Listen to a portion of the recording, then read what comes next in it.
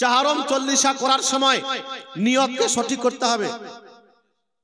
যদি নিয়ত এই হয় যে যদি চারম চল্লিশা বড় করে না করি, যদি বড় করে চল্লিশা না করি, দুই একটি গরু জবাই না করি, তো গ্রামের লোক কি বলবে, আত্মীয় স্বজন কি বলবে, যে বাপ মা চলে গেল, এত টাকা রেখে গেল, এত সম্পত্তি রেখে গেল, আর ছেলে কিছুই করলো না।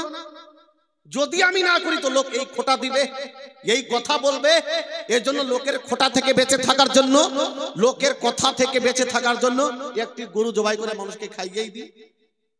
এই নিয়তে যদি একটি নয় 100টি গরু জবাই করে খাওয়ায়, কোনো নেকি সে পাবে না, পাল্টে গুনাহগার হয়ে যাবে।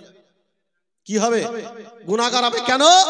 এতে রিয়া হয়ে গেল, লোক দেখানো কাজ হলো। আল্লাহ পাক লোক দেখানো কাজকে পছন্দ করেন না। হ্যাঁ, যদি সে অন্তর থেকে করে, এই নিয়তে করে যে আমি একটি গরু জবাই করে মানুষকে খাওয়াবো ইসালে সওয়াবের জন্য, যেন আমার মায়ের কাছে নাকি পৌঁছে যায়, আমার বাপের কাছে নাকি পৌঁছে যায়, এমত অবস্থায় নাকি পৌঁছাবে। কিন্তু লোক দেখানো করলে কোনো নেকি সে পৌঁছাতে পারবে না।